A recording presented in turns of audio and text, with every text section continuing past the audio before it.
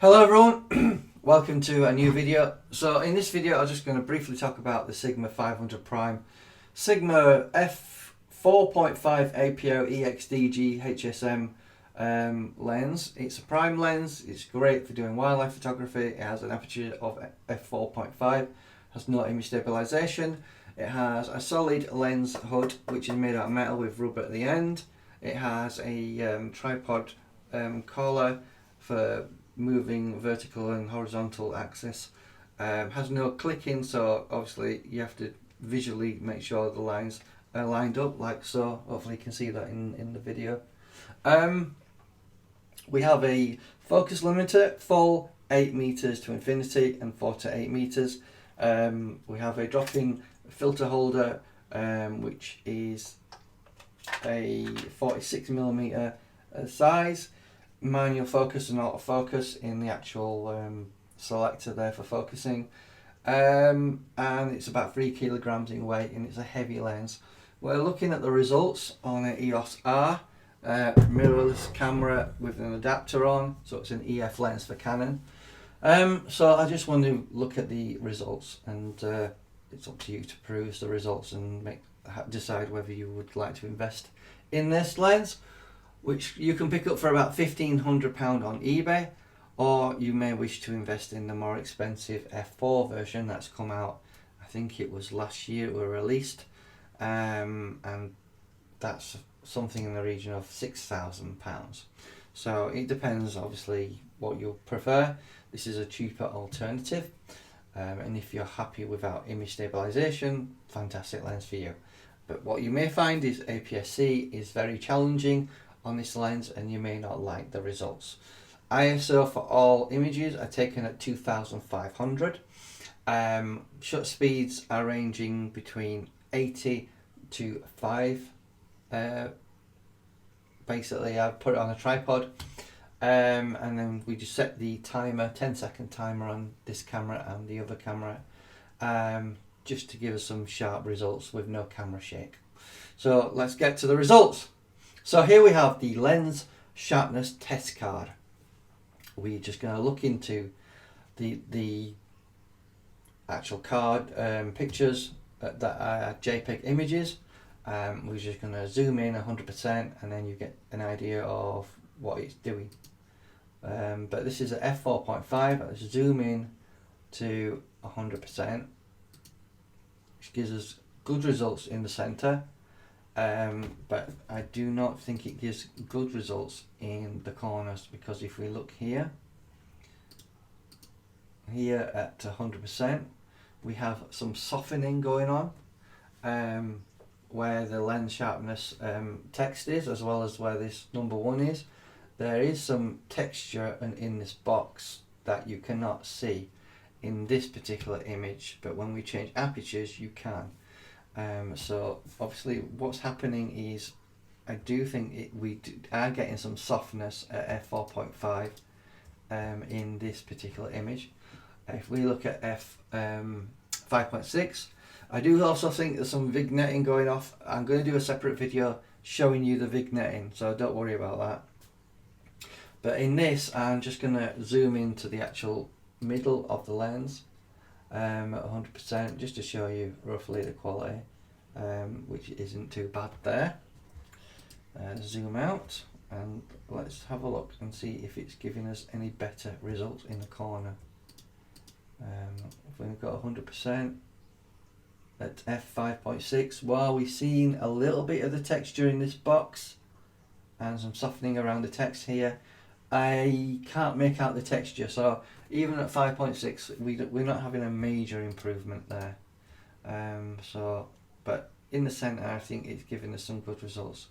If we can just have a closer look of the text here at 100%,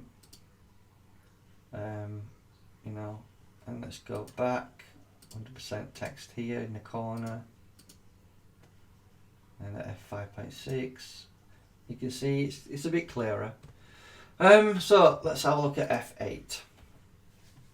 So zoom in to F8, 100% in the center, 100%. Seems to be a slight improvement. But I think where the main improvement we're getting is in this corner here. I can see in this particular part here where the box is, I can see more detail in the pattern that is there. And obviously the lens text here is clearer as well, even with the tiny bit of the box there. If we go in, you can see there's some pattern there. So at f8, obviously the quality is better. So obviously stopping this lens down to f8 does make your image better. Let's have a look at f16.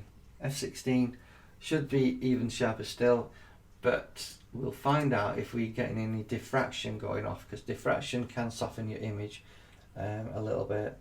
So let's go to 100% here. I do like to compare it to the f8, so let's zoom in into the f8 image.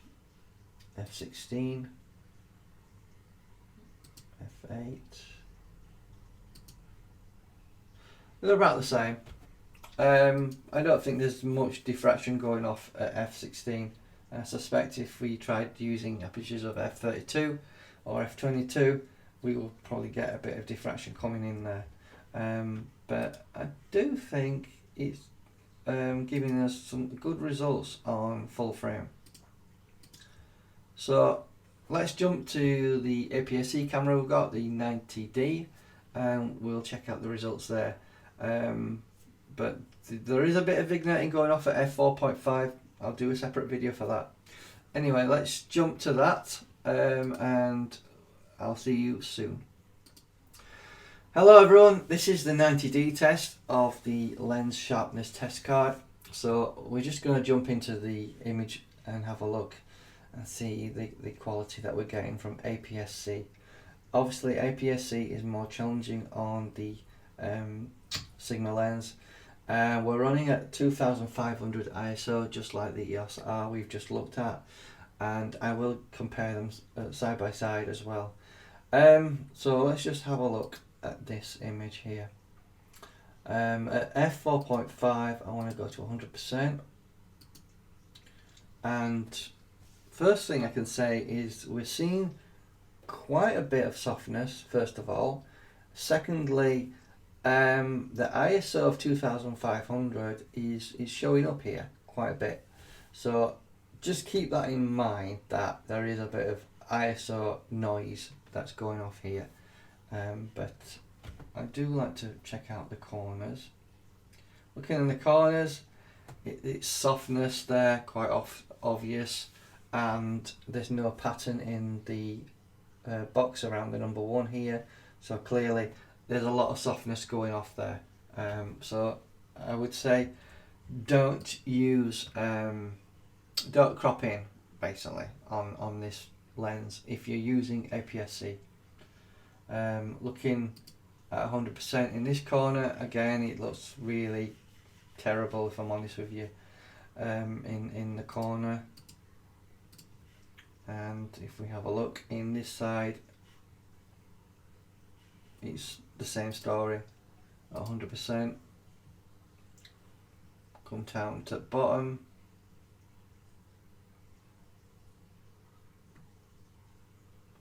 and it's not very sharp here either. So let's have a look at f5.6, see if we've got any improvement. Not a lot, to be honest with you. We just look into that at 100%. It really looks terrible if I'm honest with you, even in the centre. I'm not happy with it, you know, cropping in at all. So I would certainly recommend that you don't consider cropping in on an Apsc body. Don't forget the effective focal length is 800mm, the 1.6 crop. So I had to move the lens probably about 1.5 meters back to get the sort of same framing that I was getting on the EOS R, because obviously it's more telephoto. Again here we're looking to see if we can see any sort of pattern in that box. There's nothing there, so that suggests that it's not giving us a good result on Apsc. and even the number 1 looks quite soft looking around that. So let's have a look at F8. Have a look at F8 in the center again. Again, it still looks a bit soft, almost like it's out of focus if it, you know, but it's in focus, I can tell you that. Let's come down to the bottom here and let's see if we can see any of that pattern in that box. Even at F8, I can see a little bit of the pattern, but not much. I'll zoom into 200% so you can see it. Now there is a pattern there, but it's not clear. And it was clearer than that on the EOS R. So let's have a look at F16, see if we got any better results there. So let's have a look at F16, where we're not getting diffraction going off at the moment. At 100%, that is. It looks a little bit better, but I do want to come down to the corner and have a look at that pattern and see if we can see it any better. That's interesting. We are getting diffraction after all, because I can't see any of that pattern where you can see a little bit of it there in the F8 image. So what we can see is diffraction does play an important role on APS-C. That's surprising. I didn't actually know that. So you learn something new every day.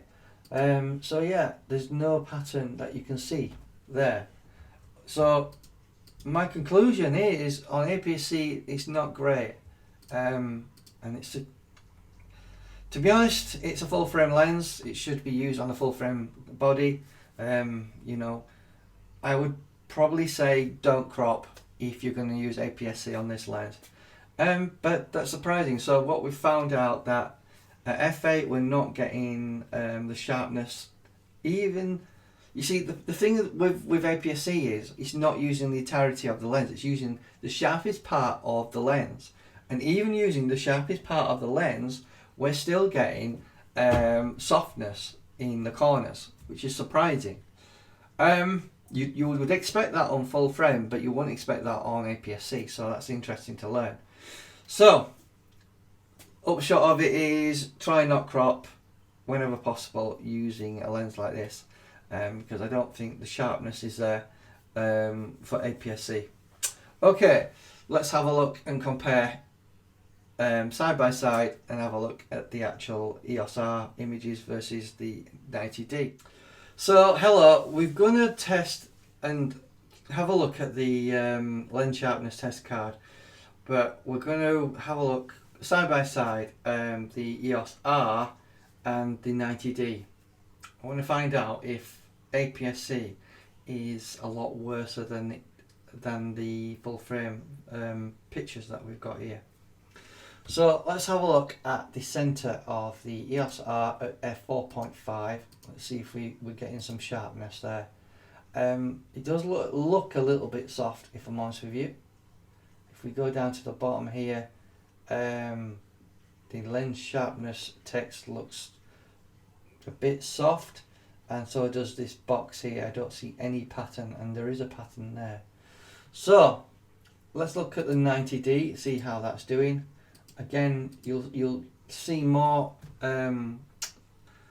noise or grain in the ISO of 2500. Both cameras are set up to 2500 ISO. So what we're looking for is to see if we're getting some sharpness. And to be honest with you, it just looks terrible at F4.5 on APS-C. I think APS-C is too much for this lens.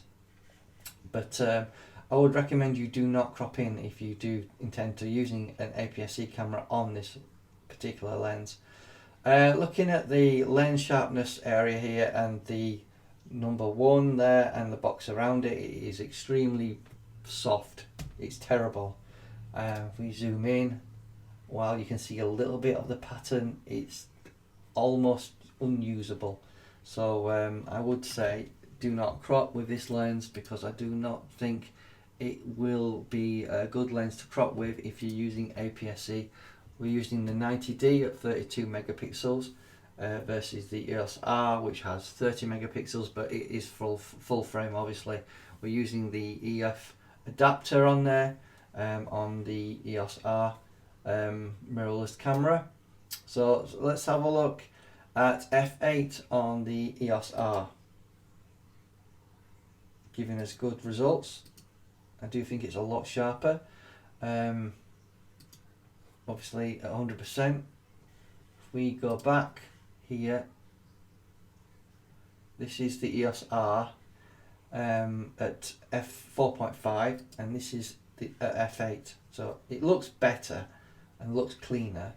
And now if we go down to the bottom here, just look how much detail we're getting out of that box there now. And I'll zoom into 200%, where we were getting nothing at F4.5. So it's more defined, it's clearer, it's crisper, it looks nicer. So I don't think at F8, using this on full frame, it becomes a very sharp lens at F8. Go to the text a little bit in the corner, just have a look, where it seems a bit soft here. Here it just looks more defined. While there is some softness in the corners, it's not too terrible. So let's have a look at the 90D at F8, see if we're getting anything better. So we're going to have a look at 100%. 100%, it looks really soft in the centre. It looks not too fantastic, if I'm honest with you. Let's go down into the corner where we've been looking at that box. While there is a pattern there, it's still not very clear, even at F8. So let's go back to the EOS R and let's go down to that bottom corner where we're keeping a comparison. So let's zoom in to 200%. So at 200% we can clearly see the pattern there. It's very clear, it's quite crisp. Now if we go to the 90D, F8, same sort of settings, 2500 ISO on both cameras, you can clearly see we have an issue there. So I just wanted to give you a good comparison of APS-C versus full frame on this camera, and looking at the lens sharpness test here, in my eye, APS-C is too much of a challenge for this lens.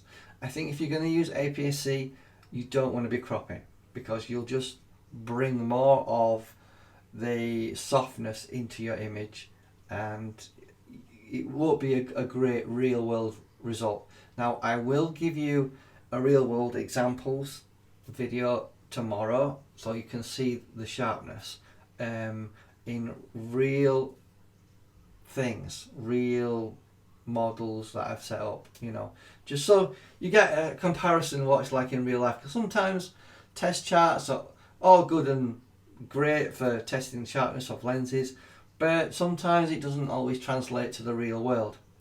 So I hope this video was helpful. Don't worry, I will do a vignetting separate video test so we can have a look at what sort of vignetting we're getting from the lens. But I'm inclined to say that there is some vignetting going off at F4.5. If we just quickly look at this, just zoom out at 25%, and this is at F8. It's brighter. You notice how it's darker? That tends to be a telltale sign of possible vignetting going off, because obviously we've changed the aperture slightly and it's a lot brighter. So hang on a minute, just so what we can see is, sorry, I think I got that confused a little bit. So that's EOS R at F4.5, and you can see it's quite dark around the corners. Now if we go to the F8 version, you can see uniformly it's more brighter. Anyway, I hope this video was helpful looking at the lens sharpness test card. Again, I will do another video looking at real world examples for you. Sometimes test cards don't always give you a good idea of how the lens will perform in real world situations. So I'll do that tomorrow, and I hope to see you in another video. Thank you.